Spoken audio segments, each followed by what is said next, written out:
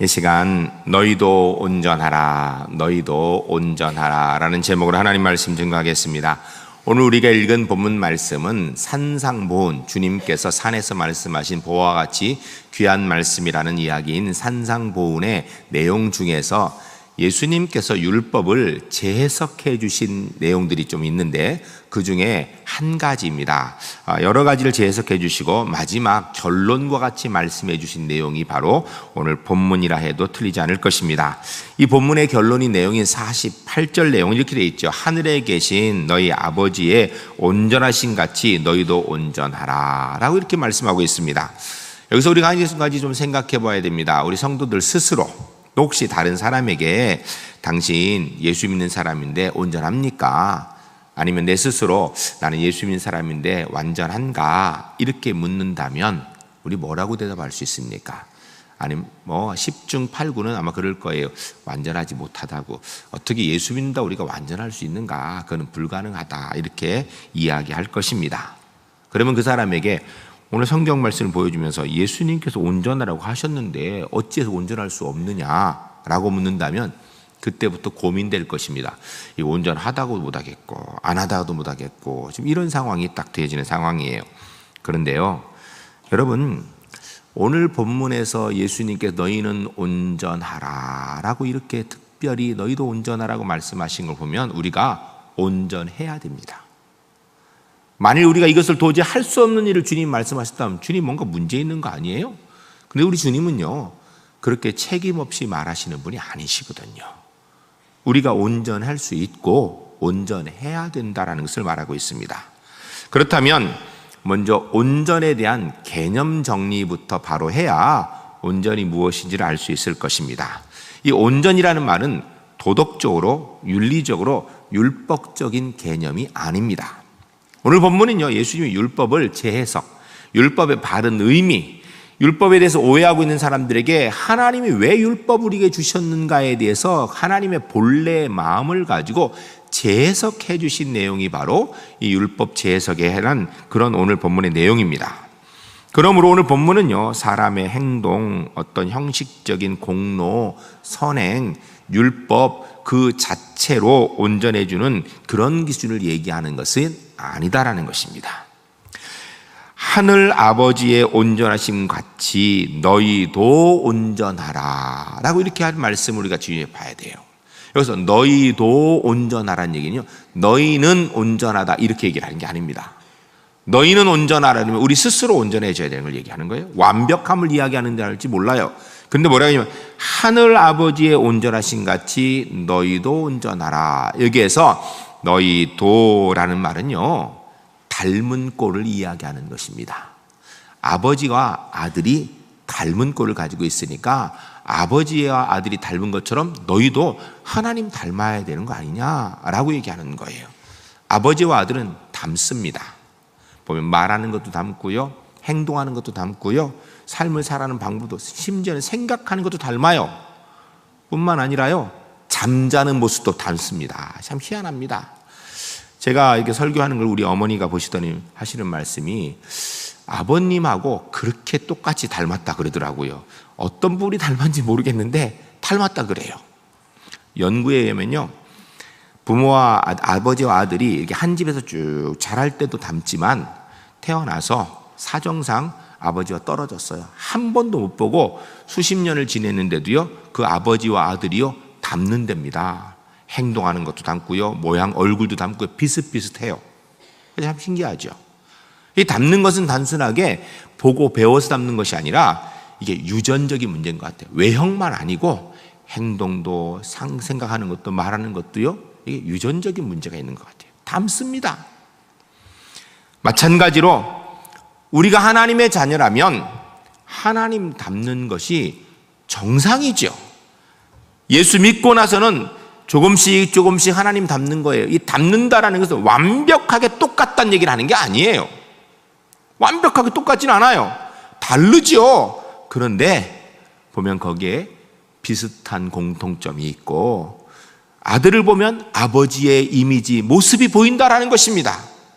너희도 온전하라는 얘기는요 우리가 완벽하게 이 땅의 삶을 살아가는 것이 아니라 최소한 우리 삶을 통하여 하나님의 이미지가 보이고 하나님이 어떤 분이라 알 수 있는 그런 모습이 되어지는 것이 정상이라는 것입니다. 하늘아버지는 탕자의 아버지처럼 문제 있는 자녀도 사랑하고 못난 자녀도 사랑하고 부족한 자녀도 사랑하시는 분입니다. 이런 아버지의 마음을 받아서 하나님의 자녀인 우리도 그런 하나님의 사랑을 이 땅에서 이루기 위해서 애쓰고 노력하고 만들어가는 모습, 그것이 바로 온전한 모습이라는 거예요. 그게 하나님 닮는 모습, 온전한 모습이라는 것입니다. 오늘 본문을 이해하는 데 있어서 우리가 한 가지 오해하면 안 되는 것이 있습니다. 어떤 분들은 오늘 본문을 구원론의 문제로 이해를 합니다. 큰일 납니다. 여러분, 구원은요, 우리가 사랑을 좀 베풀고 선행을 좀 베풀고 그러면은 우리가 구원받는가? 아니에요. 그거는. 구원은 성경은 분명히 합니다. 예수 그리스도를 나의 구주로 믿음으로 얻는 줄로 믿습니다. 여기에 대해서 이견을 붙이면 안 돼요. 이게 성경에 딱 잘라 얘기하는 거예요. 그렇지만 구원받은 사람이 그 다음에 어떻게 살아야 될까? 오늘 본문은 거기에 해당하는 것입니다. 산상보훈 자체가 구원받은 하나님의 사람이 말씀에 따라 삶을 살아가는 방법을 이야기하는 것이기 때문에 율법을 재해석해 주신 것은 하나님의 사람에게 주신 말씀이기 때문에 구원받은 사람으로 하나님 말씀을 어떻게 붙들고 살아야 될까를 이야기하는 경건 생활에 대한 믿음 생활에 관한 문제이지 구원론에 관한 것은 아니다라는 것을 우리가 먼저 인식하고, 우리가 하나님께서 말씀하시기를 원수를 사랑하라는 말씀을 통하여서 우리에게 하나님의 자녀로서 하나님 닮는 것이 어떤 것인가를 말씀해 주신 오늘 본문의 말씀을 듣게 될 것입니다. 말씀을 들으시면서 하나님 닮는 게 무엇인가 고민해 보시고, 우리 제1교회 성도님들 완벽하진 않아도 오늘보다 내일보단 그 다음 날이 하나님의 모습이 더 분명해지고 더 아름답게 이 땅에 보여지는 우리 울산 제1교회 하나님 닮는 하나님의 자녀들이 주 안에서 꼭 되시기를 주의 이름을 간절히 축복합니다. 첫째 따라하겠습니다. 하나님의 자녀로 온전하려면 적극적으로 사랑해야 합니다. 오늘 본문 43절에서 45절까지 한번 읽겠습니다. 읽으실 때 오늘 본문은 율법을 재해석해 주신 거예요. 근데 원수 사랑하라는 말씀에 대해서 재해석하신 것인데, 이게 뭘 말씀하시기 위해서 이 원수라는 말까지 하고 계시는가 생각하면서 우리가 43절, 44절, 45절 함께 읽겠습니다.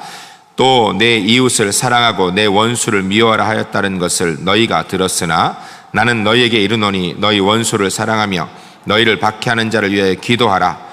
이같이 한즉 하늘에 계신 너희 아버지의 아들이 되리니 이는 하나님이 그 해를 악인과 선인에게 비추시며 비를 의로운 자와 불의한 자에게 내려주심이라. 아멘. 할렐루야. 할렐루야. 우리 울산제일교회 성도님, 오늘 본문에 주님께서 말씀하시고 주님께서 해석해 주시는 하나님의 마음을 공감하여서 이 땅에서 시간이 갈수록 더 주님 닮아가시는 울산제일교회 하나님의 사람들이 주 안에서 꼭 되시기를 주의 이름을 간절히 축복합니다. 오늘 본문 글자 그대로 보면요, 원수 사랑하라는 거예요. 근데 왜 율법에 과거에 이야기하기를 이웃은 사랑하고 원수는 미워라 그랬는데 어떻게 원수를 사랑하라는 이야기를 우리가 이야기할 수 있을까? 지금 뭘 얘기하는 것 같아요? 물론 원수 사랑하는 말 그대로 문자 그대로 우리가 이해해야 됩니다. 그런데 이 말씀이 이야기하는 게 뭘까요? 내 마음에 드는 사람만 사랑하고 세상 사람들이 사랑하는 것 나도 사랑하고, 이게 아니라 하나님께서 하신 대로 적극적으로 조금 더 능동적으로 이 땅에서 하나님의 사랑을 이루어 나가는 것이 하나님의 자녀의 모습 아니겠느냐라는 말씀입니다. 여러분, 사랑이 뭡니까? 여러분은 사랑의 정의를 어떻게 내립니까? 4세에서 8세 된 아이들에게 물었습니다. 너희는 사랑이 뭐라고 생각하느냐? 이렇게. 그랬더니 4살부터 8살 된 아이들이 사랑은 이런 거예요 라고 얘기한 것을 적어놓은 글이 있어 제가 읽어드리겠습니다. 사랑이란 내가 피곤할 때 날 미소 짓게 하는 거예요.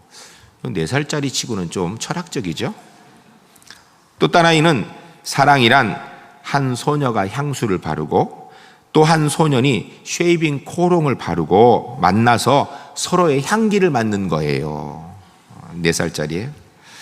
사랑이란 누가 나에게 상처 주는 말을 하거나 날 아프게 해서 내가 너무나 화가 나도 그 사람에게 소리 지르지 않는 거예요. 왜냐하면 내가 그러면 그 사람이 기분 나빠질 테니까요.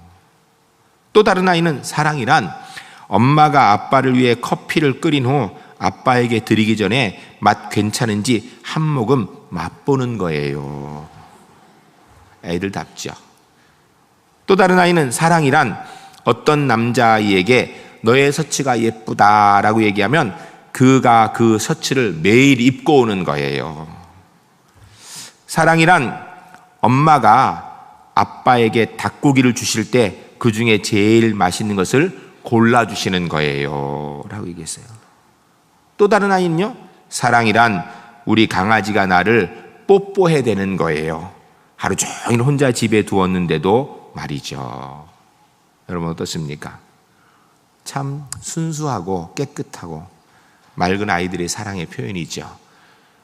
여러분 근데 이 내용을 살펴보면요, 사랑이 뭐 대단하다 이렇게 얘기하는 건 없어요.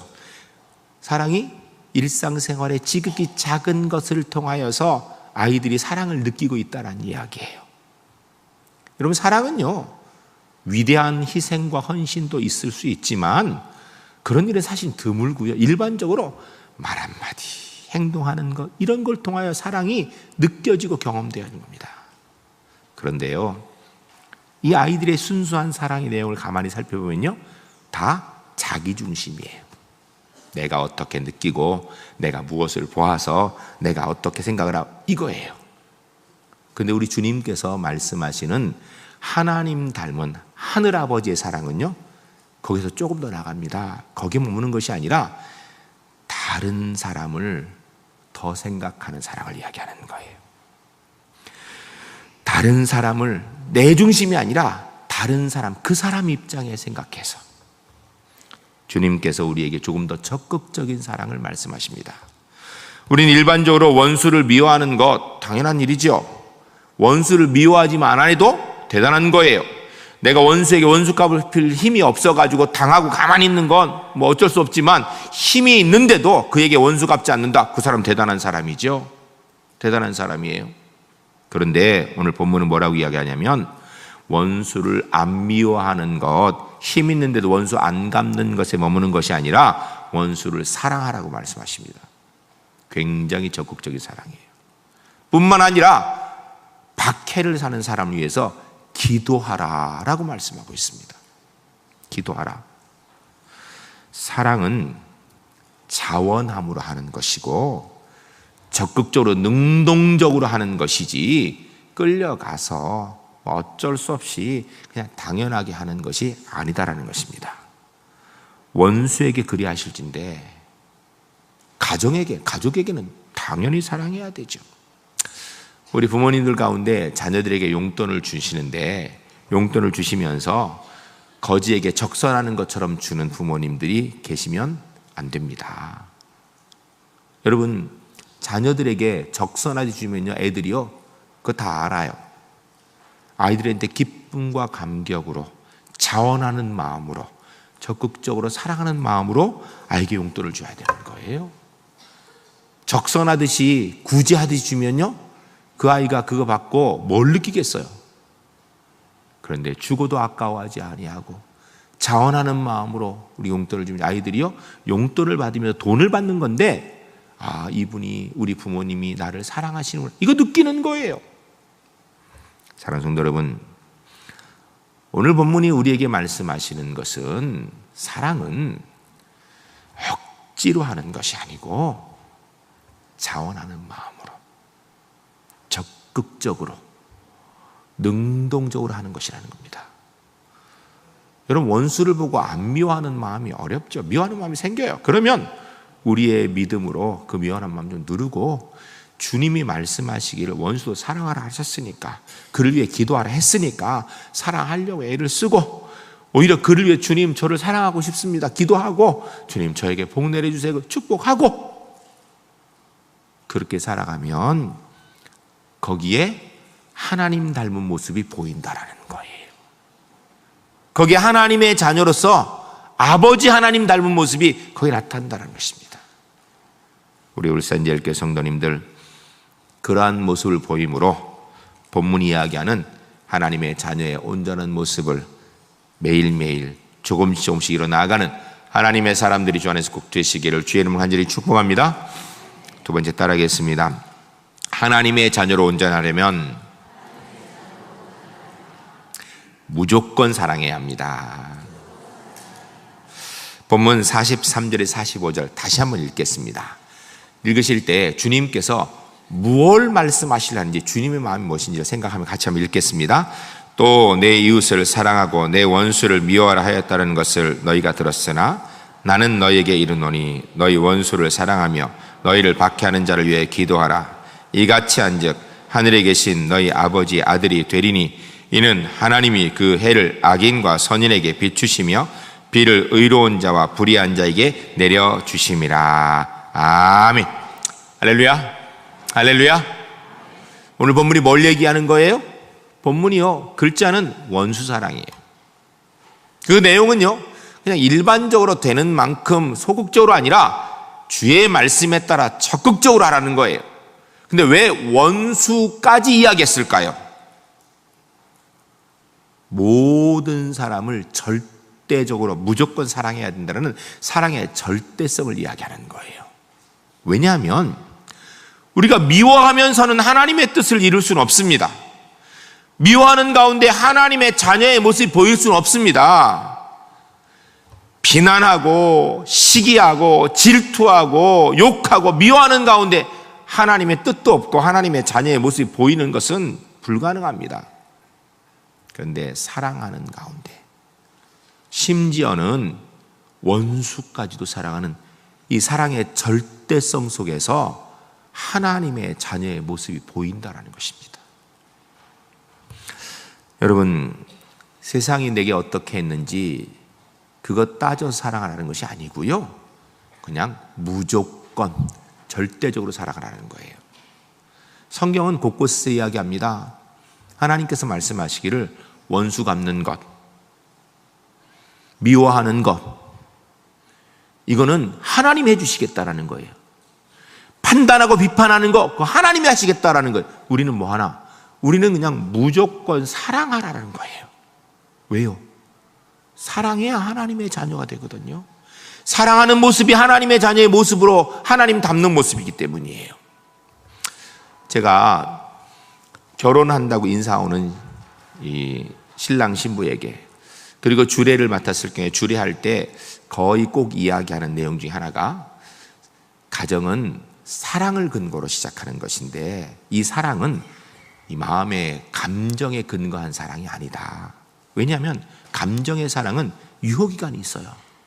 근데 가정은 우리가 몇 년 살고 말 게 아니거든요. 이 땅의 생명이 마칠 때까지 살아가는 거예요. 한마디로 이 땅의 생명이 마칠 때까지 사랑해야 돼요. 이 사랑은 하나님의 사랑이다. 그래서 가정에는요, 하나님의 사랑이 있어야 된다는 거예요. 남편이 아내를 하나님의 사랑으로 사랑하고 아내가 남편을 하나님의 사랑으로 사랑하는 거예요. 이게 가정이라는 거예요. 그런데 이 하나님의 사랑의 모양이 어디 있는가? 고린도전서 13장에 있습니다. 고린도전서 13장에 보면 여러 가지 사랑에 대해 이야기하는데 그걸 하나를 다 합치면 사랑은 오래 참는 것인데, 오래 참는 것의 구체적인 행위는 믿어주는 거예요. 사랑은 믿어주는 거예요. 세상의 모든 사람이 못 믿어도 남편은 아내를 믿어줘야 되고요, 세상의 모든 사람이 비난해도 아내는 남편을 믿어주는 거예요. 믿을 만해서 믿는 게 아니고, 믿을 수 있는 증거가 있어서 믿는 게 아니라 사랑하기 때문에 믿어주는 거예요. 이게 사랑이 하나님의 사랑이고요, 그로 가정이 이루어진다는 것입니다. 사랑하는데 이유 없습니다. 그냥 하나님의 사랑으로 사랑하는 거예요. 사랑 안 하는 데는 이유가 많겠죠. 사랑하는 데는 이유가 없습니다. 여러분, 남편이 돈을 벌든 벌지 못하든, 아내가 건강하든 건강하지 못하든 어떤 상황에서도 사랑해야 가정이 유지되는 거 아니겠습니까? 부모가 자식을 사랑하는데 이유가 있습니까? 자녀가 부모를 사랑하는데 이유가 있어도 되겠습니까? 부모님이 내게 잘 해주면, 내게 좋은 거 공급해주면 사랑하고, 아니면은 당신 내 부모님 아니야, 이럴 수 있습니까? 그러면 안 되지요. 자녀가 공부를 잘하고 말을 잘 들으면 아이고 넌 내 자식이야 사랑하고, 말 안 듣고 공부 못하면 너는 옆집 애야 이럴 겁니까? 아니잖아요. 사랑은요 절대적인 겁니다. 절대적인 것. 한 여자가 있었습니다. 미스 코리아 뺨치게 예쁜 여자였습니다. 그런데 사고로 얼굴이 망가져 버렸습니다. 설문조사 내용입니다. 남자들에게 물은 거예요. 셋 중에 하나를 고르라고. 더 이상 그 여자와 살 수 없어 떠나겠다, 고민하다 남겠다, 당연히 남겠다. 결과가 어떤지 아십니까? 이 예쁜 여자의 얼굴이 망가진 다음에 나는 떠나겠다, 80% 남자가 떠나겠다고 대답했어요.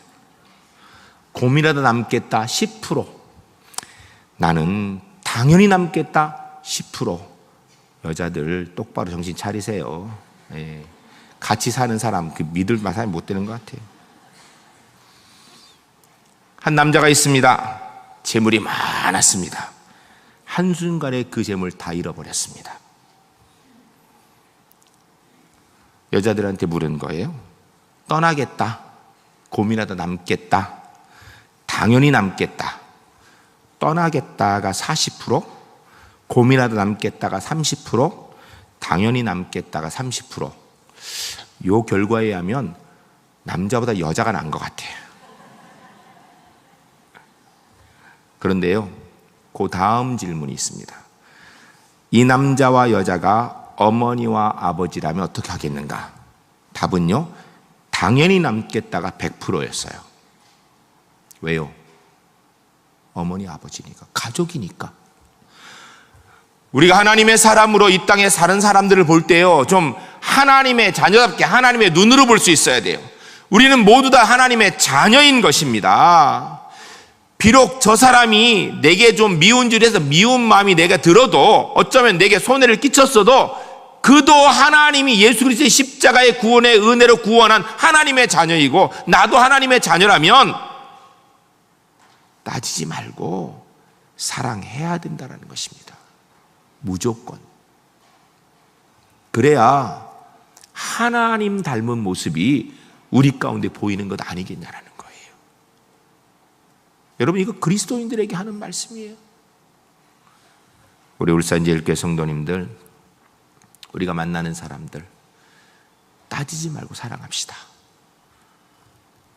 어쩌면 나와 가장 가까이 있는 사람에게 상처받아서 그가 내게 원수 같은 존재일지 몰라요. 그래도 사랑합시다.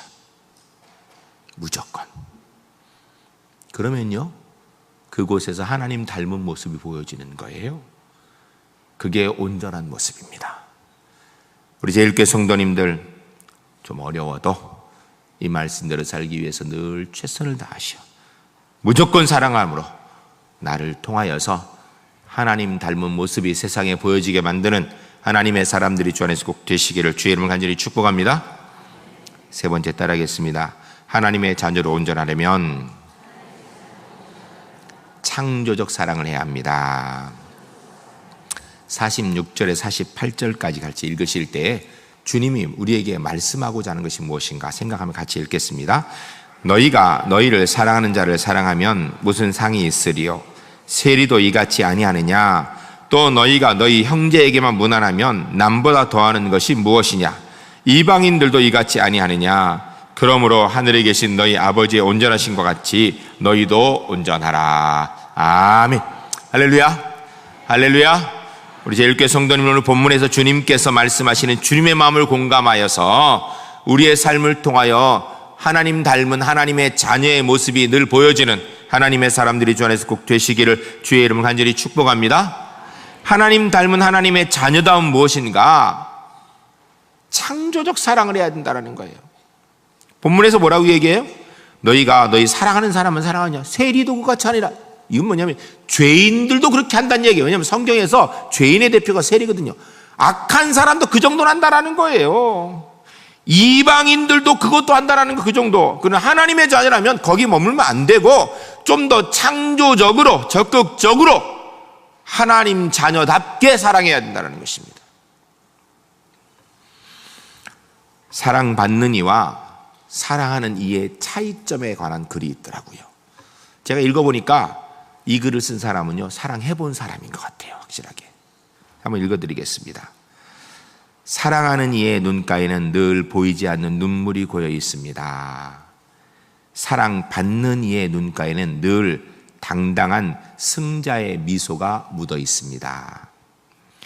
사랑하는 이는 단 한 번의 고백을 위해 참으로 많은 시간을 준비합니다. 사랑받는 이는 단 한 번의 고백을 그저 잔잔한 미소를 지으며 웃어넘깁니다. 사랑하는 이는 좋은 옷을 보면 그 옷이 상대에게 어울리겠다라고 생각합니다. 사랑받는 이는 이 좋은 옷을 보면 자신의 취향인지 아닌지를 생각합니다. 사랑하는 이는 상대와 함께 있을 때 밥 먹는 것조차 잊어버립니다. 사랑받는 이는 식사 시간이 되면 밥부터 먹자고 합니다. 사랑하는 이는 추워진 새벽이면 상대가 감기에 걸리지 않을까 걱정합니다. 사랑받는 이는 추워진 아침 무엇을 입고 나갈까 생각합니다. 사랑하는 이는 상대가 전화를 끊을까 두려워합니다. 사랑받는 이는 전화 끊고 일해야 된다고 공부해야 된다라고 이야기합니다. 사랑하는 이는 사랑해 라고 말합니다. 사랑받는 이는 알아, 그래 라고 이야기합니다. 사랑하는 이는 밤이 왜 이렇게 길지 라고 말합니다. 사랑받는 이는 밤이 왜 이렇게 짧은 거야, 더 자고 싶은데 라고 말합니다. 사랑하는 이는 스스로 행복한 사람이라고 생각합니다. 사랑받는 이는 자신이 행복한 사람인지 때때로 망각합니다. 사랑하는 이는 언제나 자신이 부족하다고 자책합니다. 사랑받는 이는 자신의 어떤 면이 매력적인지 간간히 생각합니다. 사랑을 주기만 하는 사람은 사랑을 돌려받지 못하면 지치고, 사랑을 받기만 하는 사람은 그 사랑을 더 이상 받지 못하게 되면 후회합니다. 이걸 읽으면서 참 사랑에 대해서 잘 써놓은 것이다, 정말 제대로 느끼고 있구나, 이렇게 생각을 했습니다.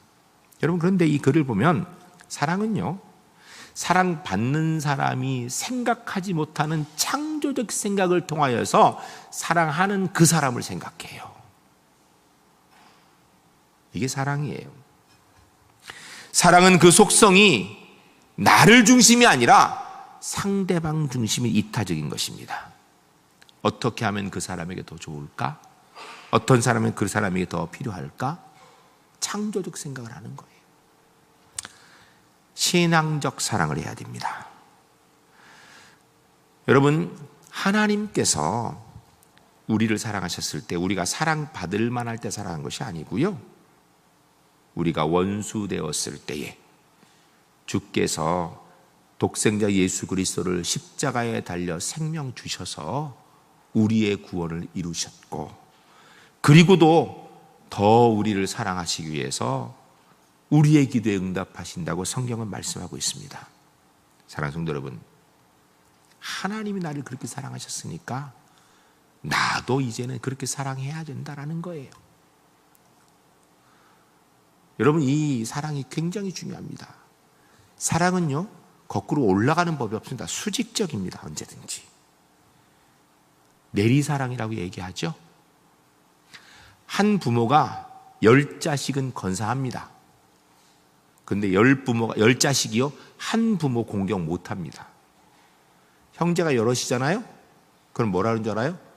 왜 나만 하냐고.